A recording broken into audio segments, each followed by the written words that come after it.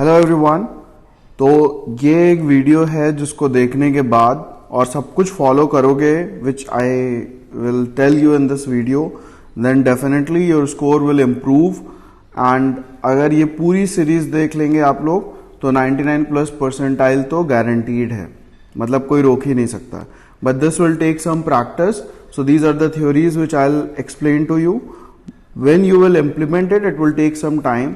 तो हो सकता है 1 महीना लगे, 2 महीना लगे, बट 1 महीने 2 महीने के बाद you will start seeing that improvement and your score will drastically increase in your RC section. तो चलो शुरू करते हैं, देखते हैं कि कैसे आरसी को इम्प्रूव करना है। सबसे पहले तो हमें यह समझना है कि आरसी यानी कि जो रीडिंग कॉम्प्रिहेंशन के लिए पैसेज आता है उसको पढ़ना कैसे है। So there are 3 kind of people जो आरसी किस तरीके से पढ़ते हैं, तो हमने उनको कैटेगराइज किया है। सबसे पहले हैं stalker. So these are the people who directly attack on the questions. तो इनका क्या है कि जल्दी जल्दी सबसे पहले क्वेश्चन पढ़ लेते हैं, क्वेश्चन पढ़ने के बाद जाएंगे पैसेज में आंसर ढूंढेंगे और आंसर लगाएंगे, आगे बढ़ जाएंगे। नाउ दीज थिंग्स बहुत ज्यादा ये सब चीजें अच्छी होती, बहुत ज्यादा ये यूजफुल होती जब आप क्लास 10th में होते हो, 11th में होते हो, 12th में होते हो, क्योंकि वहां पे क्या होता है कि जो फ्रेज है क्वेश्चन का, you use the same phrase in your passage and you get the answer. But it never works like that when you are writing exams like CAT and other aptitude exams.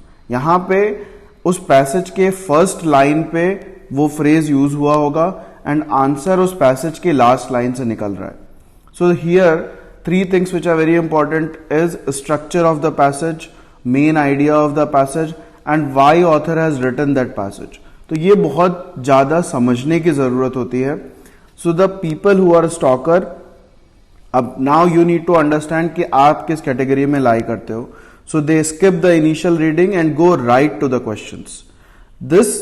इससे क्या problem होती है? It leads to many wrong answers because आपने passage को समझा ही नहीं है, आपने फ्रेजेस को कैच किया और उन फ्रेजेस के अगल बगल से आंसर लिख दिया, विच मोस्ट प्रोबेबली और which in most of the cases is wrong and then they fall prey to trap answers, वही जो मैंने आपको बताया। तो ये वाला जो स्टाइल है इसमें इनिशियली स्पीड मिलती है, लेकिन आगे चल के वो स्पीड नहीं मिलती है बिकॉज हर क्वेश्चन को करने के लिए you need to go through the passage again and you do not even know कि आंसर कहां पे है, किस जगह से पिक करना है and everything. So this is the category which you will stop following. Now let's see the next category.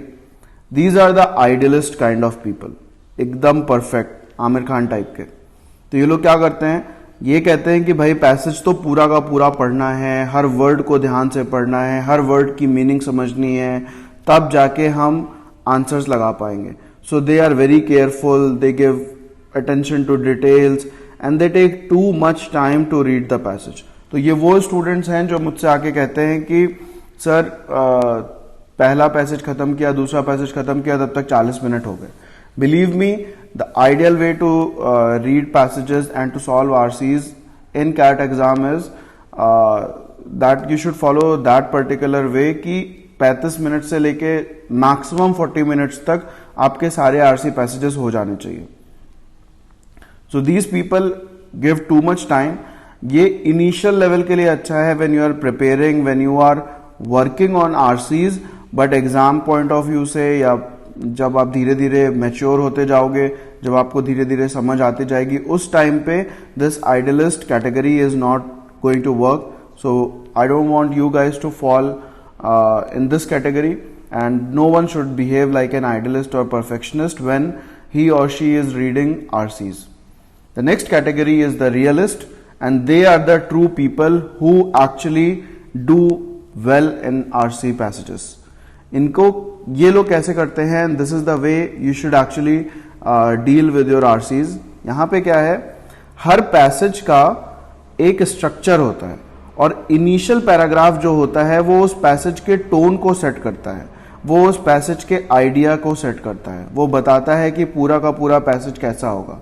So you need to read it to keep the structure in mind तो आप जब पढ़ रहे हो तो आप एक स्ट्रक्चर को अपने दिमाग में बना रहे हो. They know why author has written the passage. तो जो मैंने स्टार्टिंग में बोला था कि ये 2 चीजें बहुत इंपॉर्टेंट हैं, 3 चीजें, and they understand the main idea of the passage. Now realist कैसे रीड करेंगे इस पैसेज को? So you will give good amount of time when you are reading the first paragraph. You'll behave like an idealist. You'll make sure that you understand the passage very carefully, paragraph very carefully. And as you move towards the later part of the passage, यहाँ पे speed बढ़ जानी चाहिए. तो जब आप यहाँ पे पहुंच रहे हो तब आप उसको काफी फास्ट तरीके से पढ़ो, लाइक अ स्किमिंग और स्किपिंग, मतलब एकदम तेजी से पढ़ते चले जाओ और ये स्पीड यहाँ पे बढ़ भी जाएगी क्योंकि you have understood the reason why author has written. आपको मेन आइडिया पता चल चुका है क्योंकि यहां पे आपने बहुत अच्छे से पढ़ा है. लेकिन पूरे पैराग्राफ को, पूरे पैसेज को ऐसे नहीं पढ़ना है. You need to start slow here to make a clear, to get a clear understanding, and you need to move fast at the latter part of the passage. So start following this strategy when you read RCs now. Now this was the reading strategy. So you need to keep yourself in the realist category. अब आते हैं कुछ steps में, कुछ methods में which you need to follow if you want to improve on your RC things. So I want you to take few pledges with me and these are the things which you will follow whatever happens. तो आज से, अभी से जितने भी RCs लगाना है, इन चीजों को फॉलो करना शुरू करो. तो सबसे पहले क्या है? सबसे पहले है engage with the passage. Now what happens, हम लोग बहुत सारे पैसेजेस को समझने की कोशिश ही नहीं करते हैं. फॉर एग्जांपल फिलोसफिकल पैसेज, या इंजीनियरिंग स्टूडेंट को बायो का पैसेज मिल जाए, बायोलॉजी का पैसेज मिल जाए, या मेडिकल के स्टूडेंट्स को इंजीनियरिंग का पैसेज मिल जाए. So they don't get engage with the passage. So first thing that you need to do is to like the passage. You need to try to feel what author is feeling, and then the most important part is to learn how to disengage. This is something which is very important. ये इसलिए important है क्योंकि बहुत सारे students ने मुझे ये भी बताया कि सर हम पैसेज पढ़ना शुरू करते हैं तो हम उसी में खो जाते हैं. फिर हम सोचने लगते हैं कि अरे वाह ये कितना अच्छा है और ये कहानी और ये ऐसा वैसा. See, this is not the time to get involved in these kind of ideas. You need to like the passage so that you understand it. You need to feel what author is feeling. This is the engagement part. And the disengagement part is to quickly move away from the passage. Because जैसे ही आपका पहला passage खत्म होगा, it will take you maximum 6 to 8 minutes and then you will move to your second passage. अगर आप disengage नहीं हुए तो second passage को आप feel नहीं कर पाओगे. So the best thing is to like and feel the passage, understand it and quickly disengage from the passage. तो बहुत ज़्यादा deep में जाके सोचना नहीं है कि ये ऐसा हो रहा था तो वो वैसे हो रहा था and everything. Just move away from it.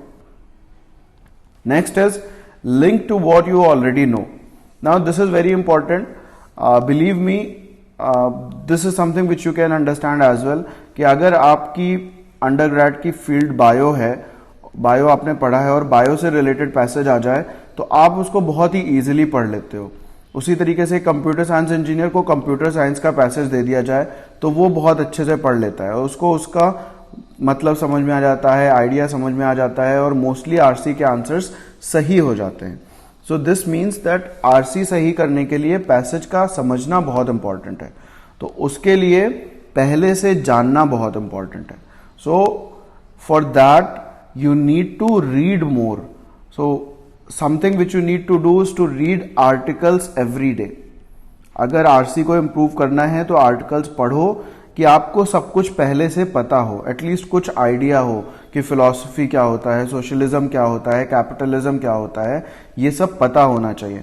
तभी आप इस पैसेज को ध्यान से और अच्छे से समझ पाओगे. Now when we say link to what you already know, we also want you not to introduce outside ideas, because आपको नहीं पता है कि ऑथर ने किस व्यू पॉइंट में रह के उस पैसेज को लिखा है. So when you are bringing outside ideas, sometimes you are moving away from the view of the author. तो outside ideas को नहीं introduce करना है. This is strict no. You need to relate the passage, कि उसकी आपको एक understanding हो जाए कि सोशलिज्म क्या होता है. सो जैसे वर्ड सोशलिज्म आएगा, you can relate it with what socialism is, but don't bring the idea whether socialism is good और बैड, या उसके pros cons and everything. That is to be read in the passage. जो passage में लिखा है उसको समझना है. So the other thing that you need to do is to link it with what you already know, and for that you need to read articles on a daily basis. Third thing is unpack the beginning. जो मैंने बताया था realist वाले में, focus on the beginning. You need to focus on the first paragraph of the passage. बहुत आराम से, बहुत मन लगा के ध्यान से पढ़ो. Read it carefully. Understand the tone of the author and topic of the passage. ये दो चीजें आपको पहले पैराग्राफ से एक आइडिया मिल जाएगा. And then follow the structure, then focus more on structure and if new topics और न्यू थॉट्स आर इंट्रोड्यूस्ड और not. So this is something which is the category of realist and you need to follow this thing. Fourth is link to what you have just read. अब क्या होता है, एक चीज आप सब लोग समझ लो कि जो आर्टिकल होता है उसमें जो पैराग्राफ होते हैं, object of these paragraph is to introduce new ideas. 99% of the time rarely ही होगा कि आइडिया कंटिन्यू हो रहा हो. इस पैराग्राफ में जो आइडिया डिस्कस किया जाएगा, यहां पे कोई दूसरा आइडिया डिस्कस किया जाएगा और यहां पे कोई तीसरा आइडिया डिस्कस किया जाएगा. So when you are reading, when you move to the second paragraph, you need to understand कि ये लिखा क्यों गया है और पुराने वाले पैराग्राफ से इसका क्या लिंक है. तो जो हमने यहां पे डिस्कस किया, link to what you already know, ये हमने आउटसाइड आर्टिकल्स, आउटसाइड नॉलेज से लिंक करने के लिए कहा. और यहां पे हम कह रहे हैं कि जो पहले पैराग्राफ में पढ़ा है उससे सेकंड पैराग्राफ को लिंक करो. Ask yourself about the meaning and purpose of what you are reading. Why is this sentence here? What function does it serve in relation to the previous text? तो कुछ भी randomly नहीं लिखा जाएगा. So when you have read the first paragraph with full care, attention and detail, now when you will move to the third, second, fourth, fifth and sixth paragraph, you just have to link it with the previous one. तो अगर आप link करते चलोगे then आपकी understanding बढ़ेगी और आपको easily एक स्ट्रक्चर समझ में आता जाएगा. Understand that our focus is on understanding three things.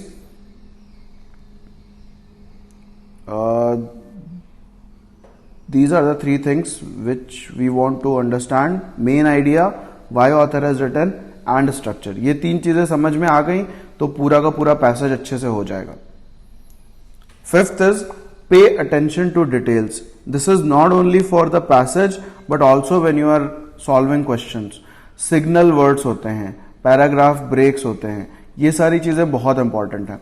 We will cover another series on signal words कि वो वर्ड्स हमें एक आइडिया देते हैं. जैसे मैंने अभी आरसीज ली तो एक्सप्लेनेशन में मैंने वर्ड हाउएवर जब यूज हुआ तो मैंने बताया, and we have seen that this word however was used in lot of RCs. I think अभी तक हमने जितनी आरसीज अपलोड करी हैं उसमें से 4 से 5 आरसीज में तो हाउएवर वर्ड यूज हुआ ही हुआ है.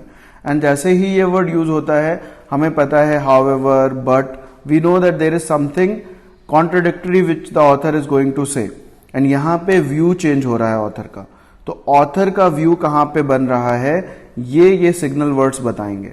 सो we will cover another passage, another video in which we will talk more about signal words कि वर्ड्स को हम कैसे कैटेगराइज कर सकते हैं और कौन से वर्ड्स क्या हमें बता रहे हैं कि अब इसके आगे क्या होने वाला है, इसको हम पहले से कैसे लिंक करें and everything. So these linkages will depend a lot on these signal words. So these are important not only when you are reading the paragraph but also when you are reading the questions. तो वहां पे भी signal words होते हैं, छोटे छोटे word, small, all, almost, many, ये सारे के सारे वर्ड्स जो हैं, विल, मे बी, ये सारे के सारे वर्ड उस पूरे के पूरे ऑप्शन चॉइस को या तो निगेट कर देंगे या तो सपोर्ट कर देंगे. तो इन सारे वर्ड्स पे ध्यान देना बहुत जरूरी है. Make sure that you are following these things like clearly. Now the sixth pledge and the last pledge that we are going to take, pick up the pace. Again, realist category. Do not get lost in details in later on in the passage. जब नीचे पहुंच रहे हो please बार बार इसको follow करना शुरू करो. यहाँ पे एकदम फोकस। और जब हम नीचे पहुंच रहे हैं यहाँ पे बहुत ज़्यादा डिटेल में घुसने की ज़रूरत नहीं है, बिकॉज अभी पैसेज का पूरा एक फ्लो समझ में आ गया है, कहाँ पे क्या यूज़ हुआ ये समझ में आ गया है। And when you have read it properly नीचे अपने आप क्लियर होता चला जाएगा। Do not try to master every bit of content, please do not try to become idealist. And having said that, you must read the whole passage. ये मत करना कि पहला पैराग्राफ तो सर ने कहा था मन से पढ़ो और लास्ट में कहा था कि जल्दी जल्दी कर लो, तो अभी तो मेरे पास टाइम नहीं है, पहला पैराग्राफ पढ़ने में ही मैंने 6 मिनट लगा दिए, तो अब नीचे का पढ़ता ही नहीं हूँ, इससे जल्दी क्या हो सकता है। तो वो गड़बड़ है, वो पेस नहीं चाहिए। You need to read everything, तो ही आपको ये पता चलेगा कि किस में क्या पूछा जाएगा और कहाँ पे क्या यूज किया गया है, क्या pointers and everything. So make sure that you pick up the pace, but you must read the whole passage. You should not miss on anything. So these are the 6 things. If you follow these things, I can guarantee you that your percentile will definitely increase. And that's the suggestion in this video. This is the first video in the series of strategies which will bring to you. This is more about how to, this video was more about how to read the passage. And I hope आप लोगों को सबको ये अच्छा लगेगा और आप लोग जब इम्प्लीमेंट करोगे तो आपको रिजल्ट भी दिखेगा। Start implementing it and after 2 weeks if you find any improvement in your RCs, please come and comment here. Also please like, share and subscribe our video. And subscribers बहुत important है, because we want to come online and we want to come live, and there are certain restrictions which because of which we can't use YouTube live. So I'm requesting all the students to make sure that they subscribe and they also share it with all their friends. And that's it guys. Happy learning. Enjoy your day.